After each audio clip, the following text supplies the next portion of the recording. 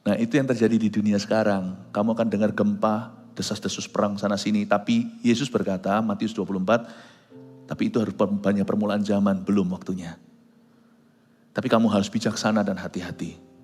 Karena semua akan menunggu pengangkatan dulu.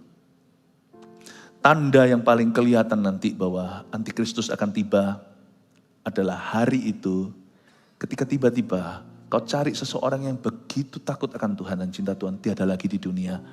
Terdengar kekacauan di mana-mana.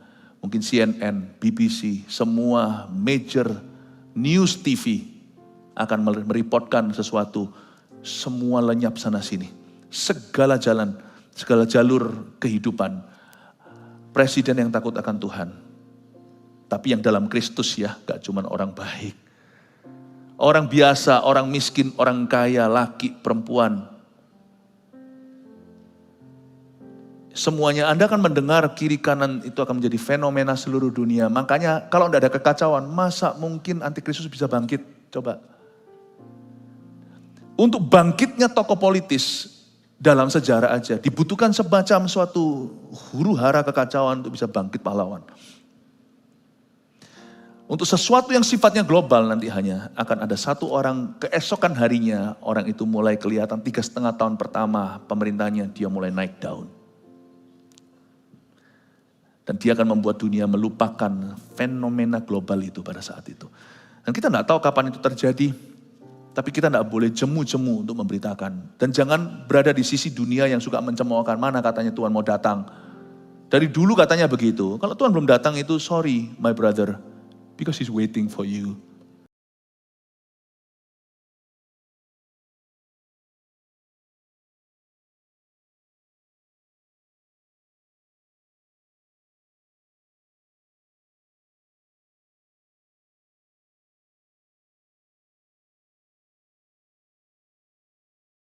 Di dunia kerja Anda tahun ini.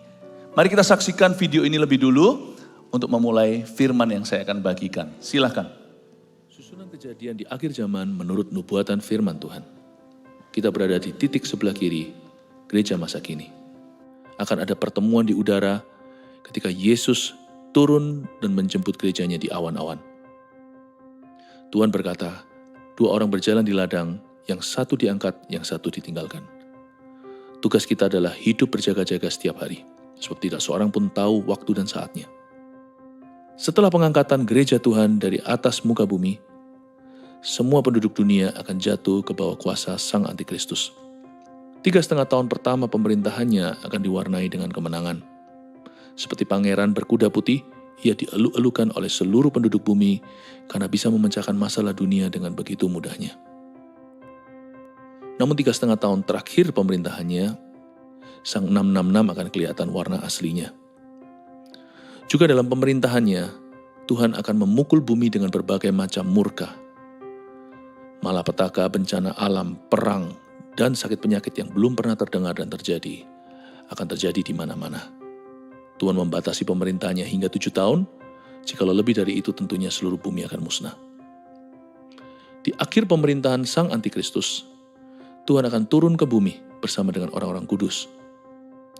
Waktu itu, Tuhan akan disambut perang oleh Sang Antikristus dan nabi palsunya serta semua kroni-kroninya. Namun Tuhan mengalahkan mereka semuanya dan menangkap Sang Antikristus dan nabi palsu itu serta melemparkan mereka hidup-hidup ke dalam lautan api. Perang tersebut namanya Harmagedon. Kemudian Tuhan membangun kerajaan milenium yang artinya 1000 tahun. Dan bumi masuk di dalam masa damai. Iblis dirantai dan dicampakkan ke dalam jurang maut selama 1000 tahun itu. Dengan absennya setan dan roh-roh jahat, dunia mengalami pemulihan yang dahsyat. Manusia hidup begitu lama dalam berkat-berkat Allah, sehingga mereka yang hidup sampai 100 tahun akan dibilang terkena kutuk. Populasi bumi yang baru ini belum pernah secara sengaja memilih Kristus, mereka hanya mengalami semua berkat-Nya. Tidak heran, di ujung kerajaan milenium itu iblis sekali lagi dilepaskan.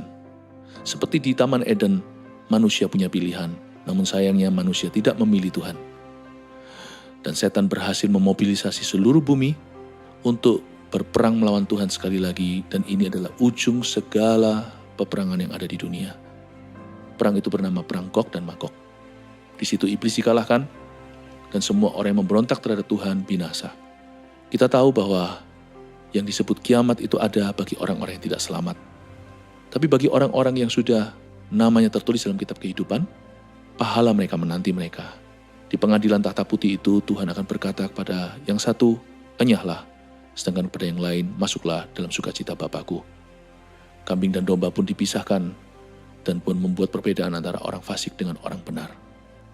Setelah pengadilan tahta putih itu, maka orang-orang yang binasa akan mengikuti iblis dan semua malaikat-malaikat jatuh, dan mereka akan dilemparkan ke dalam api neraka untuk selama-lamanya. Sedangkan orang-orang benar yang namanya tertulis dalam kitab kehidupan, mereka masuk ke dalam sorga yang disebut sebagai langit dan bumi yang baru di kitab Wahyu. Haleluya, puji Tuhan. Mari kita ambil Alkitab kita dan catatan. Kita akan belajar firman Tuhan. Saya percaya kemarin hari Minggu saya minta Anda untuk baca kitab Wahyu pasal 6-9, Anda sudah membacanya. Kita lihat dulu menu hari ini sepanjang hari 5 kali, di streaming kemana-mana, saya berikan judul The End Times atau zaman akhir atau akhir zaman. Ada 5 ibadahnya, masing-masing kita akan belajar pewahyuan Yesus Kristus dan aplikasi untuk kita hari ini. Jangan takut kitab Wahyu itu indah, itu bukan wahyu tentang antikristus, tentang perang, itu adalah wahyu Yesus Kristus. Jadi ada sesuatu untuk hidup kita hari ini.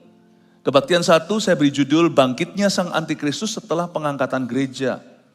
Kita berada di titik paling kiri, di chart atau di peta zaman tadi, yaitu setiap saat Tuhan bisa mengangkat gerejanya. Kedengarannya kayak gak masuk akal ya. Jangan dimasukkan ke akal manusia yang begitu kecil, perkara-perkara yang di luar pengetahuan manusia. Allah itu lebih luas, lebih besar, lebih nyata daripada yang kita kira. Dan Tuhan berkata, 2 orang berjalan, yang satu diangkat, satu ditinggal. Itu sungguh, dan saya percaya dengan iman, sorga ada, neraka ada, Tuhan ada, dan saya percaya firman-Nya pasti akan digenapi. Yang percaya katakan amin. Bangkitnya Sang Antikristus setelah pengangkatan gereja yang terjadi bisa saja setiap waktu, setiap saat. Kita hanya bisa hidup berjaga-jaga. Mari kita buka Wahyu pasal 6 ayat pertama. Kita mulai membaca tentang meterai-meterai yang dibuka di akhir zaman. Ayat pertama, maka aku melihat anak domba itu membuka yang pertama dari ke-7 meterai itu. Dan aku mendengar yang pertama dari ke-4 makhluk itu berkata dengan suara bagaikan bunyi guru, mari berhenti. Ayat pertama, aku di sini adalah Yohanes, Rasul Yohanes di Pulau Patmos mendapat wahyu. Dia melihat anak domba itu Yesus Kristus. Yesus membuka meterai pertama dari ke-7 meterai itu. Meterai 7 meterai ini bicara tentang murka Allah setelah pengangkatan gereja. Ini semua dari Wahyu 6 ke atas adalah post-rapture events atau kejadian-kejadian setelah gereja diangkat. Absennya gereja perjanjian baru di atas muka bumi. Jadi please don't call me. Kalau Anda ada di sini yang tertinggal, terus cari pendeta yang ditinggal adalah pendeta yang fasik. Karena pada waktu itu bahasa sekolah minggu yang tinggal pada orang-orang benar hanyalah sisa-sisa baju mereka ketika mereka dalam waktu sekejap mata, kata Tesalonika. Sangkakala hanya didengarkan oleh orang benar, kita diubah dalam sekejap dalam kemuliaannya dan bertemu dengan Yesus di awan-awan. Itu bukan halusinasi manusia, itu firman tertulis di perjanjian baru lewat surat Paulus. Dan Yesus pun pernah mengatakan, 2 orang di kilangan, 1 ditinggal, 1 diangkat. Kita nggak tahu kapan itu terjadi, tapi Alkitab menjelaskan sesudah itu apa yang akan terjadi, meterai-meterai dibukakan. Dan aku mendengar orang pertama dari ke-4 makhluk itu berkata dengan suara bagaikan bunyi guru. Ke-4 makhluk di sini adalah God's mighty angels atau malaikat-malaikat Allah yang penuh dengan kuasa, namun tidak maha kuasa, tidak ada malaikat yang maha kuasa. Malaikat-malaikat ini menahan kejahatan di dunia, mulai dilepaskan penjagaannya. Tidak total, kalau total bumi binasa, Meskipun tanpa gereja pun dunia masih memperoleh belas kasihan Allah. Tuhan itu panjang sabar, itu sabarnya panjang beneran. Tapi dunia udah berbeda tanpa gereja. Coba bayangkan ada kita aja LGBT sudah bebas. Ada kita aja negara-negara semakin hari semakin antikristus.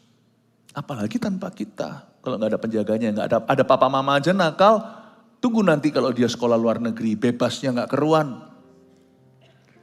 Gereja itu hikmat Allah, meskipun banyak sekali cacat celah di dalam sejarahnya. Tanpa gereja, sekalipun gereja nggak sempurna, celakalah dunia. Keempat makhluk itu berkata dengan suara bagaikan bunyi guru. Suaranya gini, mari, kedengarannya bagus ya, marilah kepadaku yang letih lesu dan berbeban berat. Tapi ini bukan undangan bukan lagi undangan untuk Kristus datang. Mari di sini adalah, ya sudah kalau itu maumu hai dunia. Pada saat itu Tuhan mulai menyerahkan bumi pada apa yang mereka inginkan. Ingat gak cerita di padang gurun? Mereka semua berseru-seru, ayolah Tuhan, kami mau makan daging. Masa terus makan begini mana? Bawang prei, berambang merah di Mesir itu betapa enaknya. Mereka lupa cambukan-cambukan mandor-mandor di situ. Mereka lupa yang namanya slavery atau perbudakan. Akhirnya Tuhan berkata, ya sudah kalau ini maumu, kalau kamu paksa ya, aku berikan namanya permissive will atau kehendak Tuhan yang diizinkan. Kamu mau kan? Ya sudah. Kamu tidak mau Kristus kan? Gereja ini, dunia ini kan anti Kristus, anti Kristen, anti pendeta, anti orang Kristen, anti gereja. Coba lihat. Coba lihat sekarang itu loh sentimennya dunia. Itu pun masih terjadi kebangunan rohani di gereja-gereja. Wah, tapi tidak bisa dipungkiri. Dunia ini tidak suka orang-orang Kristen. Coba lihat kalau Anda di masyarakat, Anda sungguh-sungguh dengan orang Kristen aja sesama Kristiani, Anda pasti akan disebut fanatik dan sebagainya. Jangan marah sama mereka, memang itu hawa dunia. Suatu hari Tuhan akan berkata, ya sudah, mari. Bahasa Jawa Tengahnya monggo silakan. Kalau ini maumu, kamu tidak mau Kristus kan? Kamu mau anti Kristus kan? Semua orang rasanya keren. If I'm born to be bad. Kebaikan itu tidak menarik. Kejahatan itu menarik. Anak-anak muda coba lihat. Kalau nggak sungguh-sungguh berakar pada Tuhan. Mereka kalau bisa membuat sesuatu yang gila-gilaan itu padahal mereka nggak suka. Mereka merasa mereka itu diterima. Dan mereka merasa ini normalnya. Dan mereka merasa keren gitu, cool gitu. Coba bir. Minum bir anak muda rasa gimana. Padahal nggak tentu mereka suka. Coba ngerokok. Hanya demi untuk impress teman. Padahal kalau merokok sungguhan batuk-batuk. Sungguhankah mereka suka? Awal mula mereka jatuh dalam kecanduan itu karena terpaksa. Karena peer pressure atau tekanan sebaya. Coba lihat ya, orang mana ada anak muda yang merasa keren kalau doa di depan teman-temannya. Bukankah salib yang harus dia pikul? Dia dicerca, dihina, sok suci lu. Kenapa dunia begitu ya? Memang hawanya anti Kristus. Suatu saat Tuhan akan berkata, ya sudah, mari. Mari kita lihat apa yang keluar ketika Tuhan berkata mari. Dan aku melihat sesungguhnya ada seekor kuda putih. Dan orang-orang yang menunggang, satu orang. Orang yang menungganginya memegang sebuah panah. Dan kepadanya dikaruniakan sebuah mahkota. Lalu ia maju sebagai pemenang untuk merebut kemenangan. Wow. Seekor kuda putih ada orang yang menunggangi, bahasa Chinese-nya Pai Ma Wang Zi. Pangeran berkuda putih, Yesus ini pasti. Pokoknya putih pasti Yesus. Malaikat jatuh pun bisa pura-pura jadi malaikat terang kok. Saya tunjukkan bahwa ketika Tuhan berkata, mari kali ini yang datang ke dunia bukan Kristus. Karena Kristus ditolak bolak-balik.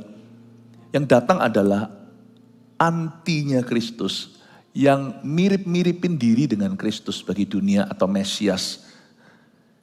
Dia mempresentasikan diri sebagai juru selamat dunia dan diterima dengan mudah.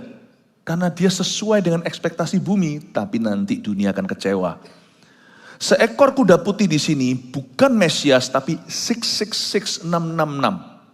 Palsuan Mesias itu, kebaktian kedua nanti saya jelaskan.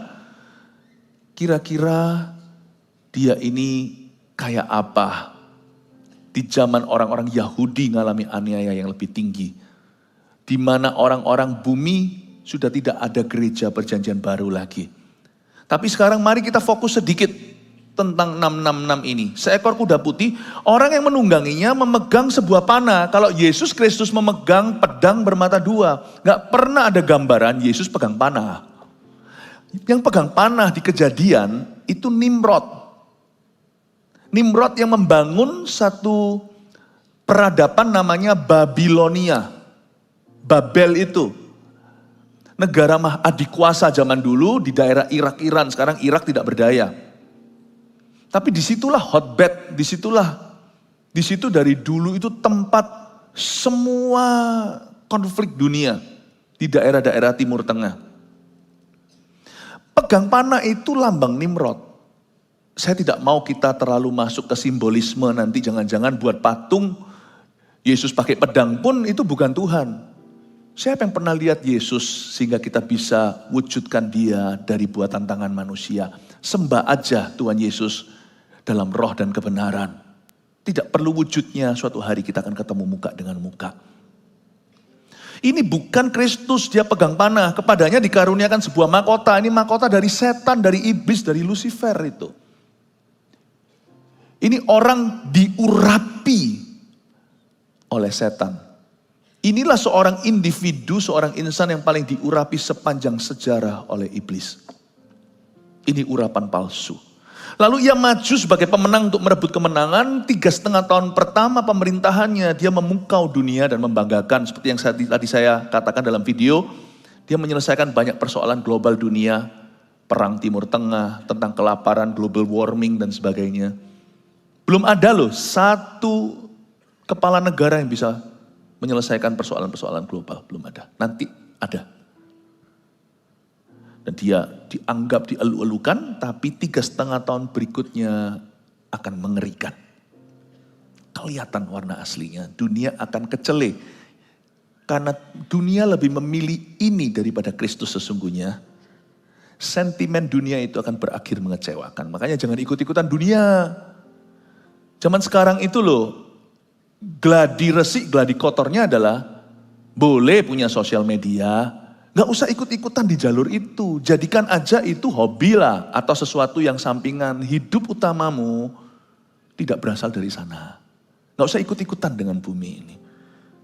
Punya boleh, itu sekedar teknologi. Kelengkapan.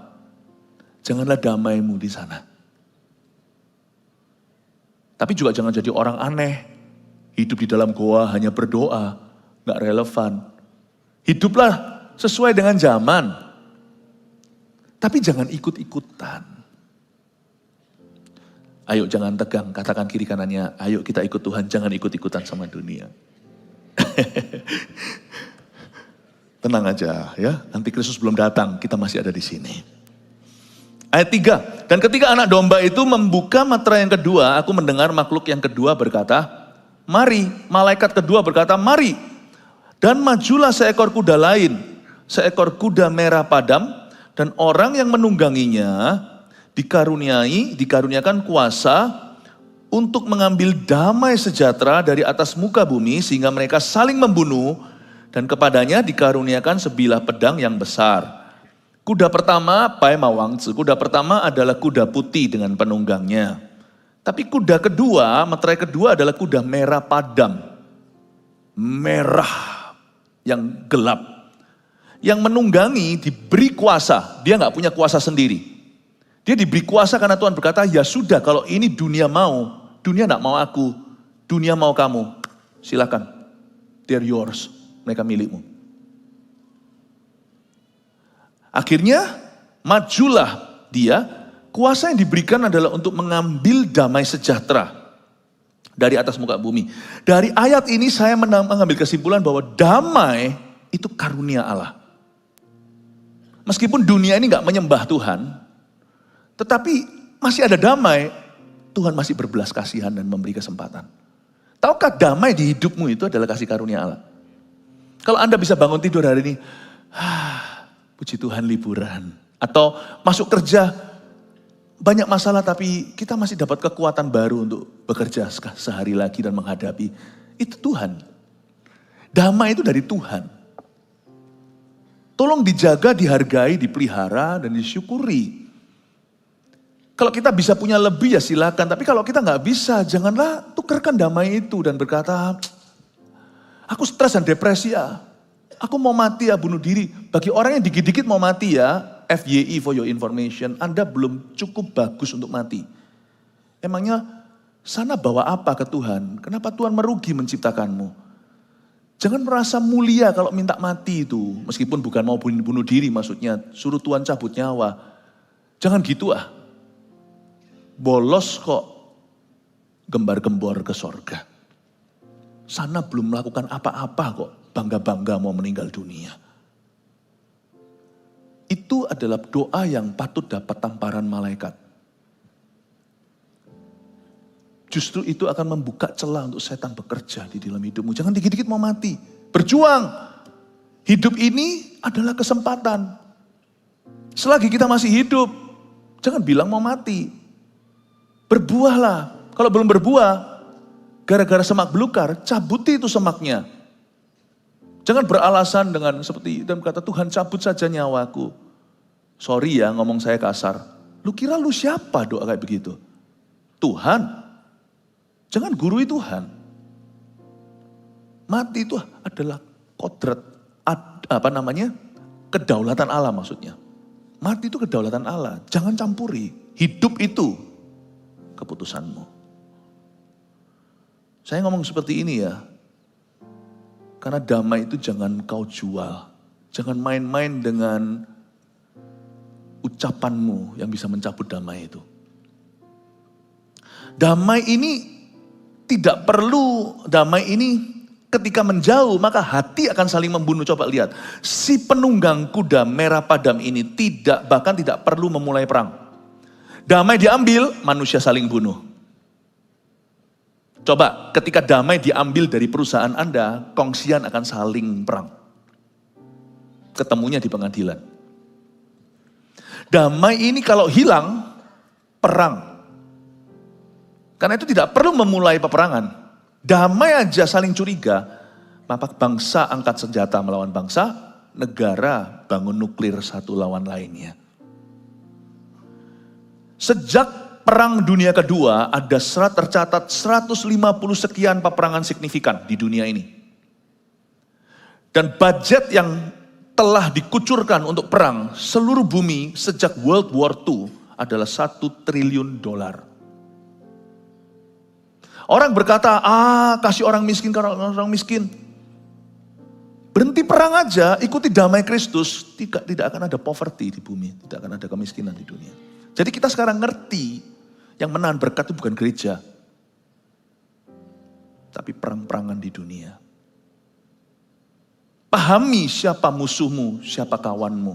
Pahami Anda dan saya di sisi mana di dalam sejarah, di sisi karya pekerjaan Allah, atau kita mindsetnya dunia dengan anti-Kristen, anti-Kristus, anti-gereja, anti-pendeta. Meskipun ya orang Kristen ada buruknya, pendeta pun ada yang jatuh, ada yang salah. Jangan ikut-ikutan. Bangun hidupmu, lalu lakukan sesuatu yang Roh Kudus suruh menurut tuntunannya. Itu jauh lebih membuat dunia ini damai. Kita mungkin tidak bisa mengubah seluruh dunia, tapi kita bisa mengubah dunia satu orang lebih damai gara-gara kita. Oke, materi kedua sudah, kita lanjutkan materi yang ketiga. Kita masuk ke krisis ekonomi nanti setelah sang antikristus, setelah pengangkatan gereja di zaman antikristus. Sekarang pun sudah ada, tapi nanti jauh lebih. Ayat 5, dan ketika anak domba itu membuka meterai yang ketiga, aku mendengar makhluk yang ketiga berkata, mari. Dan aku melihat sesungguhnya ada seekor kuda hitam dan orang yang menungganginya memegang sebuah timbangan di tangannya. Bayangkan kuda hitam pegang timbangan. Ya, kalau ini bintang maka dia adalah Libra. Tapi nggak ada hubungannya dengan orang yang lahirnya September. Ini memegang sebuah timbangan di tangannya itu neraca. Neraca ini dagang. Dan aku mendengar ayat 6 seperti ada suara di tengah-tengah keempat makhluk itu berkata, mereka rasan-rasan di antara 4 malaikat itu, secupak segandum sedinar dan 3 cupak jelai sedinar Tapi janganlah rusakkan minyak dan anggur itu. Jadi ada seekor kuda hitam, pegang neraca, ini adalah krisis ekonomi dan kelaparan yang dahsyat 3,5 tahun terakhir pemerintahan sang antikristus. Belahan pertama dari 7 tahun dia memerintah, 3,5 tahun ke 1, prosperity, kemakmuran. Tapi setelah itu dunia bangkrut total. 3,5 tahun berikutnya. Itu orang-orang kecewa. Bukankah ini cerita lama, orang-orang yang menyanjung secara politik tokoh tertentu, nanti orang-orang itulah yang berkata, aku kecewa, salibkan dia. There is no political savior in this world. Di dunia ini tidak ada juru selamat politis, itu tidak ada. Kita harus berdoa untuk segala pemerintahan. Kalau kita ditaruh di negara itu, kita doa untuk pemerintahan negara tersebut. Kita berdoa supaya Tuhan bisa memakai mereka. Beri takut akan Tuhan.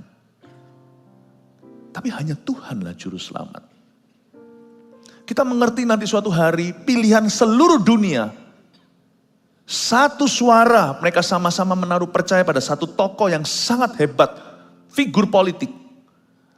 Nanti juga ada nabi palsu, tapi minggu ini saya tidak akan sampaikan tentang nabi palsu itu. Ada some sort of religious system.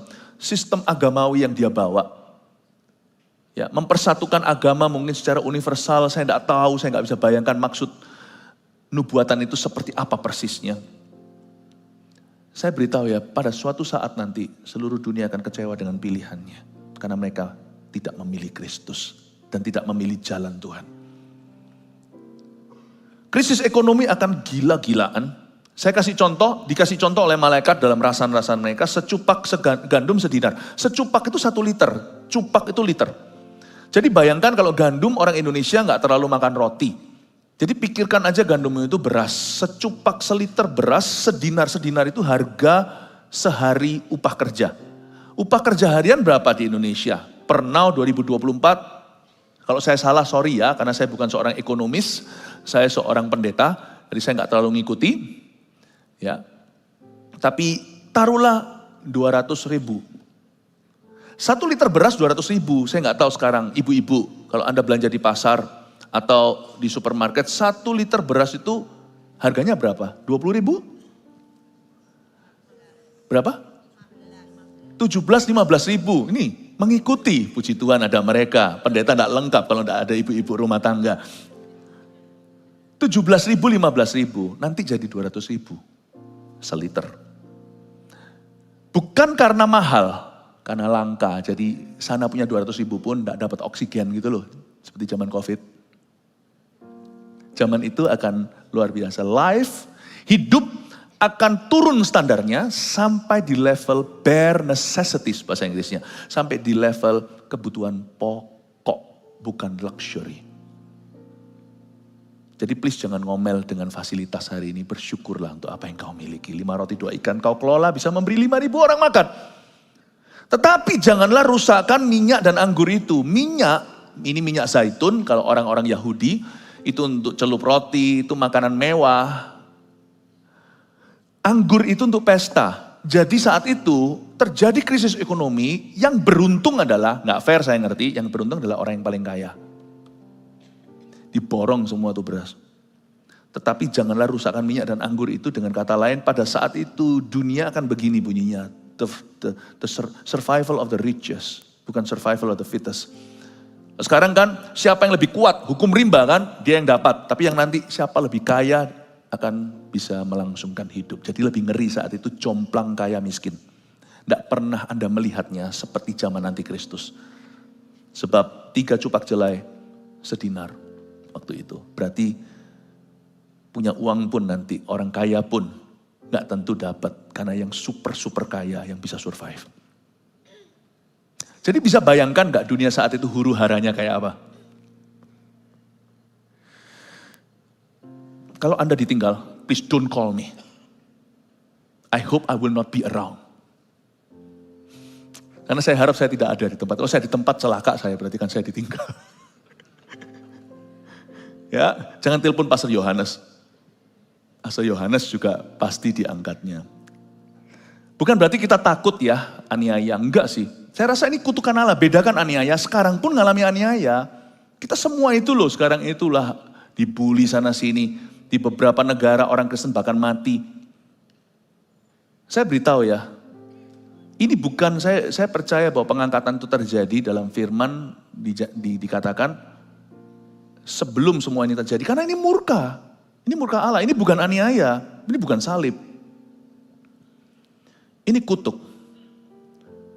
Ayat 7, dan ketika anak domba itu membuka meterai yang keempat, aku mendengar suara makhluk yang keempat berkata, mari. Mari kita lihat sekarang penunggang keempat. Dan aku melihat sesungguhnya ada seekor kuda hijau kuning, dan orang yang menungganginya bernama Maut, dan kerajaan Maut mengikutinya. Kudanya hijau kuning, oke? Yang menunggangi namanya Maut, dan kerajaan Maut mengikutinya, dan kepada mereka diberikan kuasa atas 1/4 dari bumi untuk membunuh dengan pedang, dan dengan kelaparan, dan sampar, dan dengan binatang-binatang buas yang di bumi. Meterai yang keempat ini disebut death toll, atau berjatuhan korban. 1/4 oleh karena penunggang kuda hijau kuning yang menunggangi bernama Maut dan kerajaan Maut. Yang namanya setan panen raya. Neraka itu ngalami tuaian. Sebab pada zaman di mana gereja yang kudus sudah diangkat oleh Kristus, yang sisa adalah orang-orang fasik atau orang-orang yang menentang Kristus yang akan jatuh ke bawah kaki sang antikristus. Jadi yang mati boleh dikatakan hampir semua itu binasa. Makanya di sini bukan penunggangnya namanya kematian, tapi namanya maut. Akan terjadi kematian besar-besaran di dunia karena alasan-alasan terbunuh karena pedang, karena kelaparan, karena sampar, karena penyakit-penyakit baru maupun penyakit-penyakit lama. Death toll, yang namanya jatuh korban itu akan luar biasa. Alkitab mengatakan di sini 1/4 populasi dunia.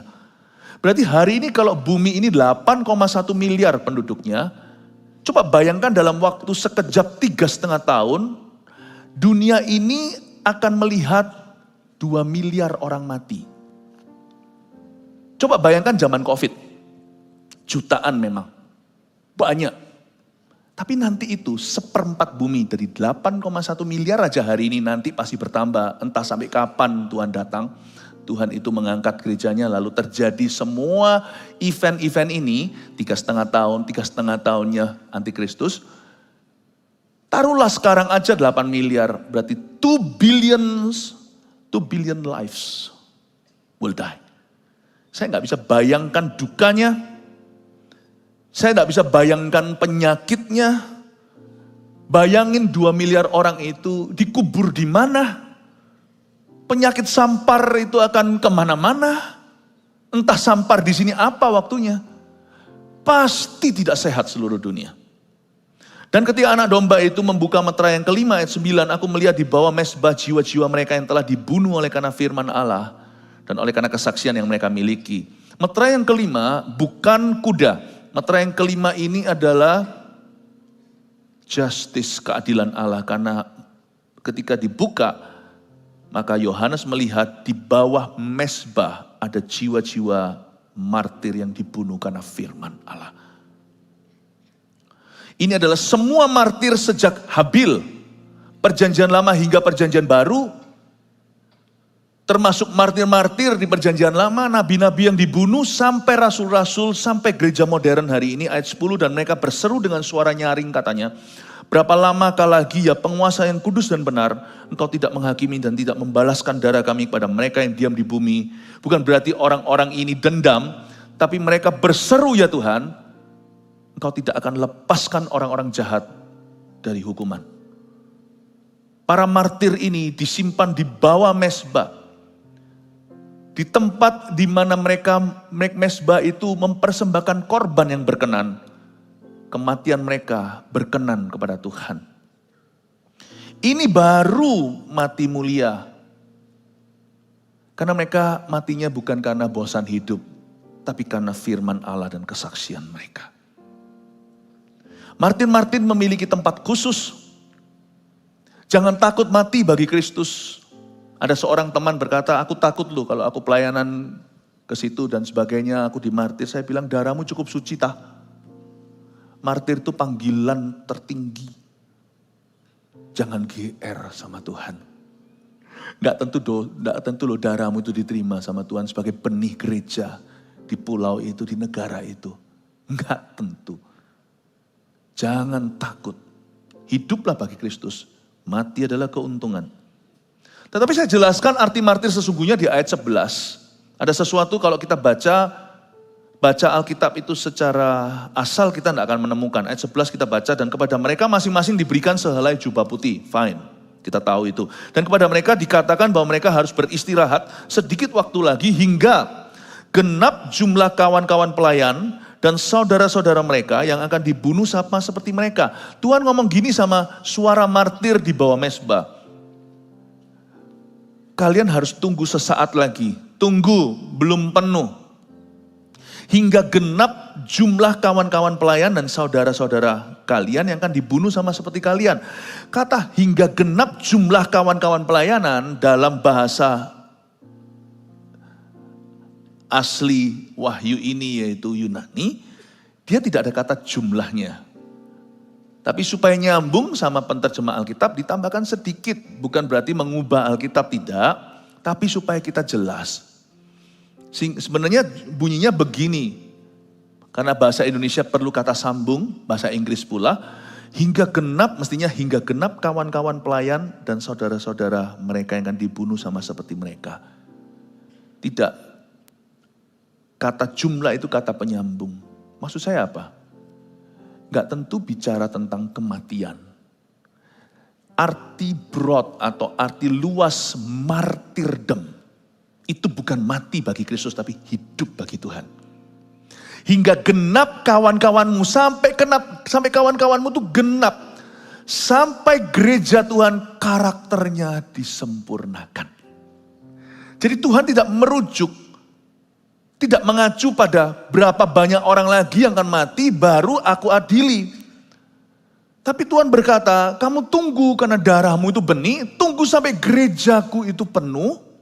Rumahku harus penuh, tunggu sampai gerejaku itu karakternya satu-satu sempurna, yang gegeran di antara mereka itu bisa berdamai, meskipun untuk damai perlu dua sisi, tapi minimal Tuhan melihat yang benar itu disempurnakan. Allah menunggu hamba-hambanya, Anda dan saya, anak-anaknya, agar karakter kita semakin seperti Kristus. Maka aku akan mengadili dunia ini. Luar biasa ya. Tapi Tuhan tidak akan menunggu kita sempurna kalau kita berlambat-lambat. Sebab kedatangan Tuhan Siso pasti tidak akan menunggumu. Di kitab Roma Paulus mengatakan sampai genap jumlah orang-orang dari bangsa-bangsa lain masuk kerajaannya. Nah, kata genap itu berapa? Enggak ada orang yang tahu.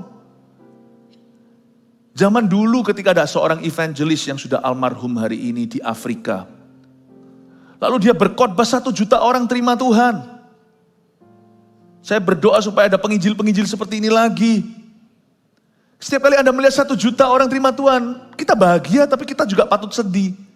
Berarti kuotanya sudah keambil 1 juta. Waktu Tuhan semakin dekat tidak mungkin semakin jauh. Bukan hanya lewat gempa bumi, tanda-tanda zaman. Kita nggak tahu kapan, tapi kalau kita melihat bahwa Injil diberitakan sampai ke ujung dunia, waktunya makin singkat. Dan hingga genap jumlah orang-orang non-Yahudi yang masuk dalam kerajaannya, karena sebenarnya loh di bumi ini, apalagi di zaman teknologi, mana ada sih orang yang belum dijangkau sama Injil? Sudah semua, minimal mereka sudah pernah dengar Injil. Seorang misionaris pernah berkata, gak usah injili 1 orang 2 kali sebelum semua orang diinjili sekali. Ya itu ada betulnya. Tapi kalau yang kita perlu injili itu adalah papa kita sendiri, mama kita, anak kita, saudara kita. Dia gak mau sekali ya jangan menyerah lah. Kenapa? Karena itu adalah orang yang kita kasihi. Itulah sebabnya gereja tidak sama dengan organisasi penginjilan. Yang pergi ke seluruh dunia, gereja itu bercokol di komunitas itu lagi dan lagi. Terus cari si bungsu. Sudah masuk ke dalam rumah bapaknya, keluar lagi tersesat, kita cari lagi kemudian hari. Tapi bagi orang yang suka berlamban-lamban, ingatlah kalau Injil diberitakan sampai seluruh dunia, dan ada 1 orang lagi terima Tuhan, kursimu sudah diambil. Jadi please jangan lamban-lamban, yang mau baptis, yang mau apa, tunggu aja esok hari. Kenapa? Karena takut pikul salib. Aduh, aku kalau nanti dibaptis, nanti kalau teman-temanku enggak suka. Aku kalau dibaptis nanti, apakah aku bisa, nanti aku enggak boleh ini, enggak boleh itu. Itu sama dengan orang kawin enggak mau menikah tapi enggak kamguan. Orang menikah tapi enggak terima. Nanti kalau aku sudah married, enggak boleh dong aku sleep around. Enggak boleh dong aku itu bergaul bebas. Lah ya iya, pernikahan sih enggak sempurna. Pasti ada yang namanya tukaran, konflik di antara. Tapi kan kita enggak siap-siap untuk perselingkuhan. Mana ada orang menikah dan berkata, masih boleh enggak ya aku selingkuh? Pikiran kita pasti tutup pintu belakang. Itu pun masih banyak persoalan di depan. Baptis itu enggak usah takut nanti enggak boleh ini, enggak boleh itu. Kalau Tuhan bilang enggak boleh pasti enggak bagus buat you. Ngapain kita eman, ngapain kita sayangi? Kalau kita memang mau betul-betul merit dengan Tuhan, lepaskan segalanya. Apa di depan kita gagal, kita hadapi satu persatu, hari per hari. Nggak usah takut juga pikul salib. Sebab kalau kita lamban, kita ambil kuota orang. Ngapain sih gereja itu kejar orang-orang itu melulu?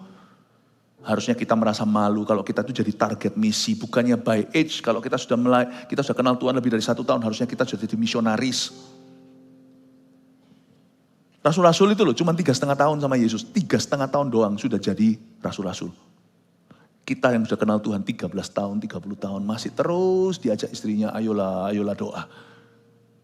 Aduh, menghabiskan potensi kami. Meskipun kami tidak keberatan karena kami cinta. Namanya cinta itu kan begitu. Kasih itu akan terus menerus mau gak mau. Tapi kalau kita sudah jadi orang Kristen bertahun-tahun ya gitu-gitu. Makanya kita itu selalu kan berkata, ayo CG, karena CG itu pemuritan. Kita nggak diganggu privasinya. Tapi di CG kita diajari untuk bertumbuh dan melayani. Nggak gitu-gitu doang, nggak gitu-gitu saja. Saya sih nggak mau jadi beban, karena masih banyak jiwa di luar sana yang belum kita jangkau sekali. Kenapa?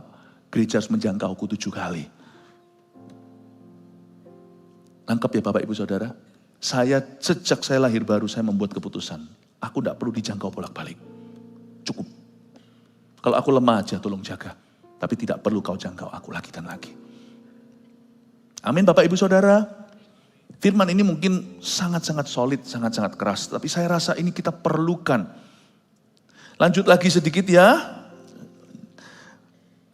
Kita lihat ayat yang ke-12. Maka aku melihat ketika anak domba itu membuka meterai yang ke-6 nih. Sesungguhnya terjadilah gempa bumi yang dahsyat. Dan matahari menjadi hitam.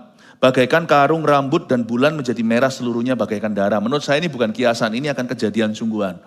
Tapi bukan di zaman kita sekarang karena kita masih ada di dunia gereja Kristus. Meterai yang ke-6 ini terjadi gempa bumi dahsyat. Lalu matahari berubah warna, demikian pula bulan dan bintang. Ayat 13, dan bintang-bintang di langit berjatuhan ke atas bumi. Bagaikan pohon ara menggugurkan buah-buahnya yang mentah. Apabila ia digoncang angin yang kencang. Menurut saya akan terjadi yang namanya cosmic chaos atau alam semesta ini akan bergejolak dan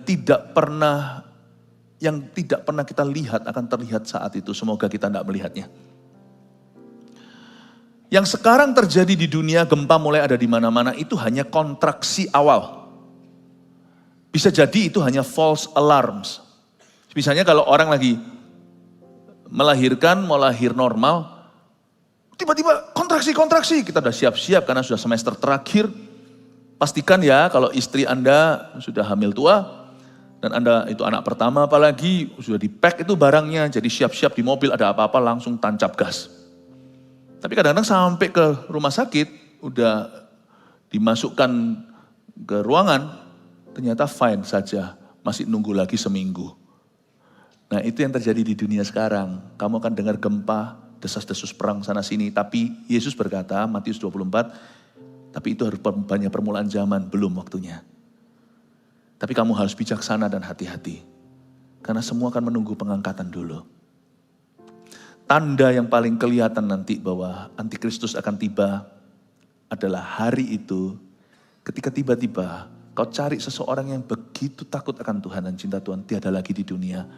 Terdengar kekacauan di mana-mana, mungkin CNN, BBC, semua major news TV akan mereportkan sesuatu, semua lenyap sana sini. Segala jalan, segala jalur kehidupan. Presiden yang takut akan Tuhan.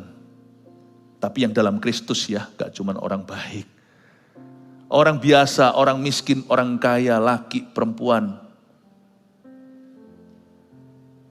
Semuanya Anda akan mendengar kiri kanan itu akan menjadi fenomena seluruh dunia. Makanya kalau tidak ada kekacauan, masa mungkin antikristus bisa bangkit? Coba. Untuk bangkitnya tokoh politis dalam sejarah aja, dibutuhkan semacam suatu huru hara kekacauan untuk bisa bangkit pahlawan. Untuk sesuatu yang sifatnya global nanti hanya akan ada satu orang, keesokan harinya orang itu mulai kelihatan 3,5 tahun pertama pemerintahnya dia mulai naik daun. Dan dia akan membuat dunia melupakan fenomena global itu pada saat itu. Dan kita tidak tahu kapan itu terjadi. Tapi kita tidak boleh jemu-jemu untuk memberitakan. Dan jangan berada di sisi dunia yang suka mencemoohkan. Mana katanya Tuhan mau datang. Dari dulu katanya begitu. Kalau Tuhan belum datang itu sorry my brother. Because he's waiting for you. Dahulu waktu semua keluarga saya belum dalam Kristus saya doa. Karena tahun-tahun itu di Kanada 92 saya bertobat. Itu ada desas-desus Tuhan mau datang. Nah saya kan baby rohani gak ngerti. Tapi untungnya saya gak percaya yang gitu-gituan. Kalau mereka bisa prediksi tanggal, hari, bulan, tahunnya. Tapi saya tahu Tuhan berkata waspadalah. Saya berdoa loh, sungguhan loh. Ini doa saya. Gak tahu Alkitab biang gak. Tetapi biasanya doa di Wahyu pasal terakhir. Maranatha Tuhan datanglah. Datanglah Tuhan Yesus. Datanglah Tuhan Yesus. Saya doanya gak begitu. Karena masih ada anggota keluarga kami yang belum dalam Kristus. Saya setiap hari berdoa, Lord, don't come today. Aku masih menunggu anggota keluarga ini yang saya doakan. Jadi kalau kesannya berlambat-lambat, mungkin saya juga sumbangsi berdoa Tuhan, jangan datang. Kenapa? Karena kami belum dalam Tuhan. Kalau Tuhan datang, ya ampun, ada gereja aja gak mau ke gereja kok. Ada orang-orang bener aja gak mau doa kok. Tanpa kita coba, mereka selamat otomatis. Ada papa mama aja bisa rusak kok. Coba gak ada papa mamanya. Brol-brolan. Mau tobat sekarang, mau baptis sekarang, mau layani Tuhan sekarang. Jangan tunggu sampai orang-orang yang mendukungmu, yang mementorimu tiada lagi. Kalau mereka masih ada, jangan ikut mereka. Berarti mereka ada sesuatu yang fasik dalam diri mereka. Tuhan membuat perbedaan antara orang-orang fasik dan orang benar. Coba lihat ayat 14, saya sudah mau selesai. Maka menyusutlah langit bagaikan gulungan kitab yang digulung dan tergeserlah gunung-gunung dan pulau-pulau dari tempatnya. Nanti Anda akan melihat pulau-pulau. Pada saat itu firman Tuhan menubuatkan bahwa gunung-gunung yang besar di dunia ini akan bergeser tempat dan pulau-pulau juga. Jadi ada beberapa benua, asumsi saya adalah beberapa benua akan pecah karena gempa. Beberapa negara, beberapa lagi akan cekat atau melekat. Jadi nanti geografi dunia ini akan berubah sedikit karena bencana yang dahsyat. Dan raja-raja di bumi dan pembesar-pembesar serta perwira-perwira dan orang-orang kaya serta orang berkuasa, semua budak serta orang merdeka bersembunyi ke dalam gua-gua dan celah-celah batu karang di gunung. Dan mereka berkata kepada gunung-gunung dan kepada batu-batu karang itu, runtuhlah menimpa kami dan sembunyikanlah kami terhadap Dia yang duduk di atas tahta dan terhadap murka anak domba itu, sebab sudah tiba hari besar murka mereka dan siapakah yang dapat bertahan. Di sini dikatakan raja-raja, pembesar, perwira, orang-orang kaya. Tadi itu survival of the richest, orang berkuasa, bahkan budak yang merdeka bersembunyi semuanya. Dan mereka bukan berkata sembunyikan kami dari malapetaka ini. Bukan, mereka berkata sembunyikan kami terhadap Dia dehur besar, Yesus Kristus yang duduk di atas tahta. Terhadap murka anak domba itu.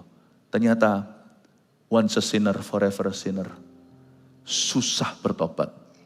Udah kayak gitu pun masih berkata sembunyikan kami dari Yesus. Tahukah yang ditakuti oleh orang dunia nanti?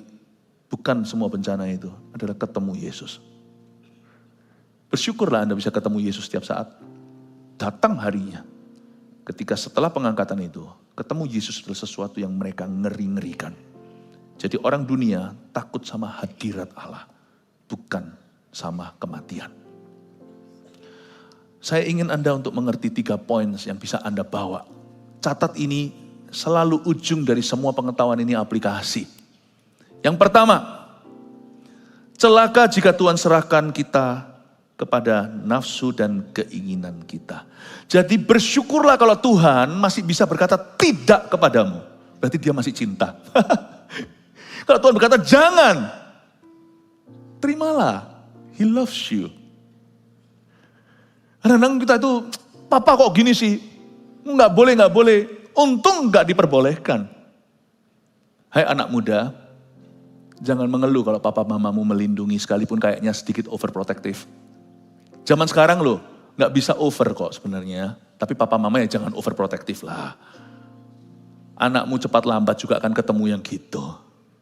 Dia harus bisa hadapi sendiri. Celaka tapi jika Tuhan serahkan kita pada nafsu dan keinginan kita. Kalau Tuhan berkata, ya sudah terserah lu. Kalau Tuhan bilang terserah, jangan jalan. Percayalah saya, kalau Tuhan bilang ya sudah terserah. Kalau Tuhan diam aja, jangan diteruskan. 2, please jangan ikut-ikutan arus dunia. Atau kagumi yang mereka kagumi. Zaman sekarang ini orang-orang Kristen malah suka flirting loh. Coba bayangkan, flirting sama orang-orang yang tidak percaya Tuhan. Banyak. Boleh, kita harus mengasihi sesama kita, gak peduli latar belakangnya. Tapi jangan samakan Tuhanmu dengan Tuhan mereka. Kita gak usah diskriminasi, prejudisme, gak usah. Tapi kita sebagai umat Injil, kita harus pegang teguh. Jangan samakan kalau Anda tahu keyakinan, kalau Anda punya keyakinan. Jangan flirting, jangan bercumbu sama orang-orang dunia. Jangan kagumi yang mereka kagumi. Gak usah ikut-ikutan. 3, kita belajar sesuatu kalau damai sejahtera tadi adalah karunia kan. Jadi begini, damai sejahtera itu karunia.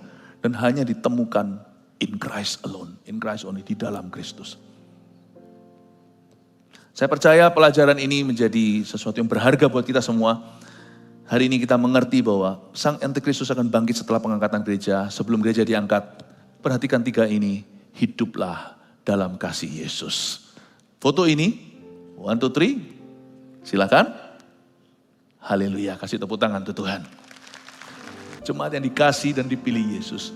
Mari angkat kedua tangan, terimalah berkat dari Allah Bapa, Allah Putra, Allah Roh Kudus yang memeteraikanmu sampai Maranatha, kedatangan Tuhan kedua kali. Dalam nama Yesus, haleluya, amin. Selamat pagi, Tuhan berkati.